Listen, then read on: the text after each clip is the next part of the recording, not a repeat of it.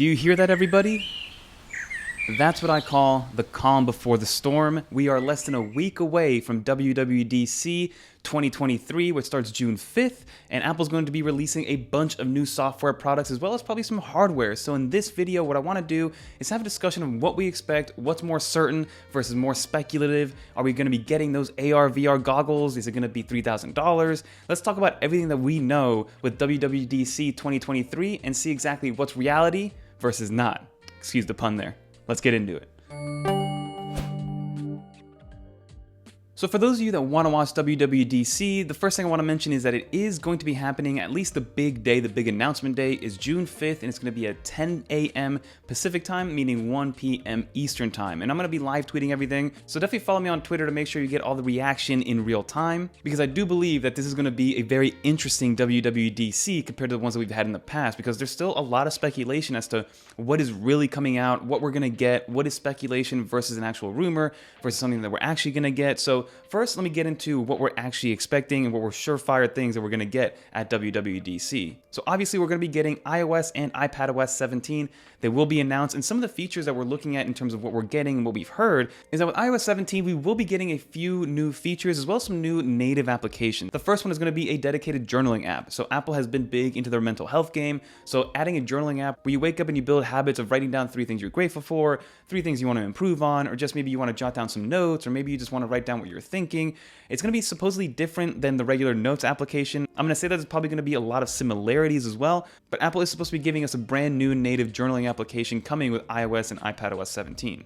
Another new feature that we should be getting on iOS 17, and this is going to be only for the iPhone 14 Pro and Pro Max, and then obviously the iPhone 15 lineup. So basically any iPhone that has the always-on display tech will be getting this new kind of smart display feature. If you guys own an Apple Watch, it's going to be similar to this, probably but with more information. So if you use an Apple Watch and you put it to charge on your bedside table and you put it horizontally, everything kind of shifts in the text and the clock shifts horizontally, and that's supposed to be like your nightstand mode on your Apple Watch. So Apple is going to be adopting this for iOS 17 on the always-on display supported iPhones. So the idea is to have a new horizontal interface that gives you the lock screen, but on top of giving you just the time, it's going to give you calendar updates of maybe what you have going on in the next morning, or maybe the weather for the next morning so you know what to expect. That's going to be great.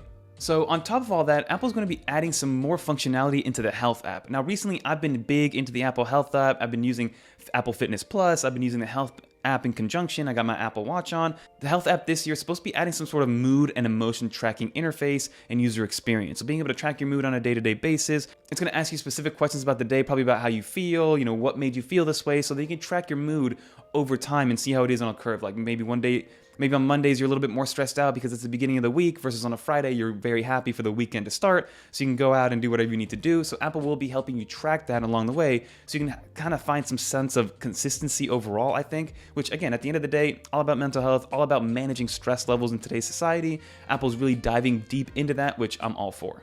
Now this next one is actually going to be big for everybody but outside of the US. Sideloading will finally be coming to iOS 17. Unfortunately, it's not coming to the US, but because of legislation in the EU, Apple is now going to have to allow third-party app stores to live on iOS, so you can sideload applications and be able to download applications outside of the App Store. So again, this is only going to be part of the EU, so if you are in that region of the world, definitely let me know if you do get to iOS 17 and what that experience is like, because I'm going to be curious to know. Like I said, reach out to me on Twitter because I'm going to be very curious, and we're going to be covering this throughout the coming months, and I do plan on installing iOS 17 Beta 1 on my main device to see what it's like to be living with iOS 17 before it even comes out. It's probably going to be extremely buggy, but I'm willing to take that risk for you guys. And then we also have some other rumors. So we're supposed to get some new Apple Wallet upgrades. What those upgrades are, we're still not 100% sure, but Apple's supposedly going to revamp it. This year, Apple did introduce 2 new wallet features, which is the Buy Now, Pay Later feature, which is still being rolled out and still kind of in its infancy. Not everybody can use it, like I don't have access to it. But they also added their high yield savings account, which I do have access to, and I have a full video if you guys do want to check that out.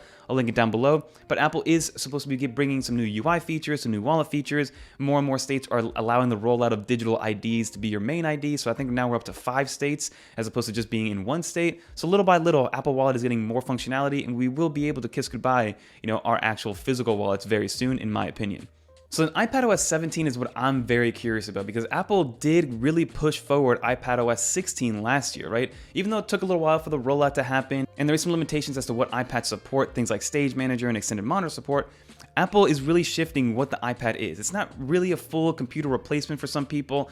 For some people, it is a computer like myself, and for some people, it's still just a large iPhone. But the iPad now has Stage Manager, it's got full real extended monitor support. We got things like Logic Pro and Final Cut Pro. So Apple, they kept it kind of quiet in terms of what they're going to be doing with iPadOS 17. The only real concrete leak that we have is that Apple is going to be bringing the health and fitness application to the iPad. As of right now, there's no health app on the iPad. The only real fitness app is if you have Fitness Plus, so you can actually get a view into being able to watch your actual fitness routines through the Fitness Plus application. But outside of that, there's no real management of your rings. There's no ability to share anything inside of that application. So bringing the health features to the iPad, I think is going to be great because bigger screen, bigger interface, better graphs, better data viewing. I'm all for it. And then also, hopefully, Apple's going to be bringing all those lock screen customizations that we got with iOS 16 over to iPadOS 17. Because again, the lock screen, ever since Apple got rid of the Today View, has just been very meh, in my opinion. I miss the Today View. I hope they bring that back. I want those customizations to come to the iPad lock screen because there's just so much screen real estate that we could take full advantage of it with a bunch of widgets, a bunch of different fonts, a bunch of different kind of customizations like I mentioned and complications. So bringing that to iPadOS 17 will be great. But again, that's not really going to change much function. It's just going to be more of an appeal thing and an aesthetic thing. But let's see what Apple does with iPadOS 17. Maybe they surprise us and drop some awesome hardware, or maybe they give us that 14.1-inch iPad Pro that we've been wanting. So those were the main updates that I wanted to bring up with iOS and iPadOS 17. We should be getting macOS as well as tvOS, watchOS 10, all those things, but those are kind of minuscule, and Apple's done a great job of keeping that under wraps, so we don't really know too much of what they're going to be doing. A lot of it is going to be bug improvements and stability improvements, making sure that everything is crisp and tight and making sure that it works extremely well for everybody. So definitely, like I said, stay subscribed because we will be downloading all these betas onto our main devices so you guys don't have to. But in terms of hardware, this is where things are going to get a little bit interesting because we could get nothing, but we could also get a bunch of new products. So the first thing that I want to mention is that a 15-inch MacBook Air has been talked about, has been in the works, and is supposedly already in manufacturing plants. So the 15-inch MacBook Air, I think, is going to be a game changer for a lot of people because the MacBook Pros, even though, yes, they are great computers, and for you to get something that's bigger than that 13.6-inch screen of the M2 MacBook Air, you're going to have to spend at least $2,000 on a 14-inch MacBook Pro or $2,500 on a 16-inch MacBook Pro. And not everybody needs all that power, but they want that screen real estate. And not everybody wants that mini LED display either. So if Apple brings us a 15-inch MacBook Air, an M2 version with 256 to 512 gigs of storage, with the regular non-mini LED display, but a 15-inch form factor at around $1,500, I think that's going to be an absolute game changer for a lot of people. I'm somebody that would line up to definitely get that because the M2 MacBook Air for me has been an absolute delight. But again, if a 15-inch MacBook Air is around the corner, we might have to trade in the 13-inch one for the 15-inch one. As long as it keeps that slender form factor, as long as it stays light, as long as I still have that midnight blue color, midnight black color. And again, I don't need to have a mini LED display. I don't need an M2 Pro or an M2 Max chip because my M2 MacBook Air is for emailing, it's for using Slack, but I do like being able to have more screen real estate on the go. And then the last rumor, which we've been getting a lot of rumors for the past, I don't even know, I think 7 years since the first kind of rumor came out, is Apple's new virtual reality or augmented reality headset. So the Reality Pro alongside their operating system. We still don't know how Apple's going to sell it. Is this going to be a premium $3,000 product? Is it going to be more accessible at like $500 to $1,000? Is it supposed to supplement your workflow? Is it supposed to completely replace your workflow?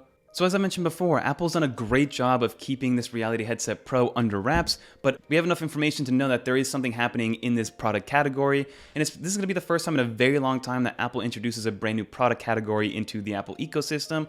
So again, I'm very curious to see how Apple sells it. I don't think it's going to be a standalone product that's going to be a computer built into your head. I think it's going to work perfectly alongside of macOS, alongside of iPadOS, alongside iOS, making sure that it kind of enhances your Apple ecosystem experience, but it's not something that's absolutely needed. And I want to see what Apple does with their software, right? It's supposed to be XROS, so their Reality Headset OS. I think Apple's going to be leaning more into augmented reality versus virtual reality, but let's see what Apple does because I am excited to see what they do with it, what it's going to look like, what the price point's going to be, and let me know in the comment down below. Is this something that you want to see Apple do? Do you want Apple to get into the AR, VR headset game? Because me personally, I've tried Meta's Quest, I've tried Sony's VR with the PlayStation, and they're fun for a second. It's cool to kind of show off to your family, but after that 1 or 2 days, I've never put it back on. Like, I've never used it for more than like a day or two after I first get it, and once I get that out of my system, then I don't really use it again, because for me, it's kind of like a novelty. It's kind of gimmicky. It's one of those things that you just show off when you have it. But I know a lot of people actually use it for productivity. I know a lot of people use it to play games. I'm just not one of those people. So let's see if Apple can change my mind by bringing it into my ecosystem and into my workflow. And that is pretty much everything that we have in terms of what we expect, right? So obviously it's going to be a big software focused presentation. Apple's going to be giving us all these graphs with, no real context, saying that they're 18 times better than the closest Windows laptop from 2017 or something like that. But Apple is really good at presenting what they want to show off and making sure that they control the narrative. I don't think they're going to be talking anything about AI. I think they're going to replace AI with machine learning. Apple normally kind of focuses away and does it their own way, because you saw Google mention AI a million times. Apple's not going to do that, and they're going to focus on what they do best, which is building an ecosystem and making the experience that much easier for you to use.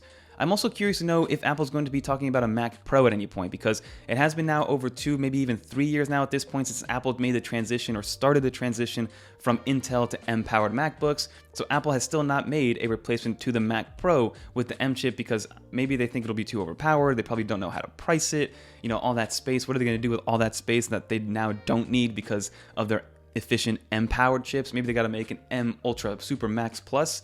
Who knows? But at the end of the day, I am excited for this keynote. Hopefully Apple wows us and they're able to show us a bunch of stuff. Maybe they add that one more thing line, which they like to do at the end of presentations. But let me know in the comment down below what you think. What are you excited for? What are some of the expectations you have for iOS and iPadOS, or maybe even macOS, as well as some of the hardware expectations that you have? If you did make it to the very end, leave a little dolphin. This might be a little bit of a long video, so thank you for making it to the end. And shout out Michael Latta for commenting on one of our last videos. If you guys want to be mentioned in the next video, comment on this video and I might choose you guys to shout you out. So big shout out to everybody that watches to the very end. But that is going to do it. If you guys want to watch some more iOS, iPadOS, or macOS videos, click on one of these videos right here. And until next time, I'm Fernando, and I'm out of here, everybody.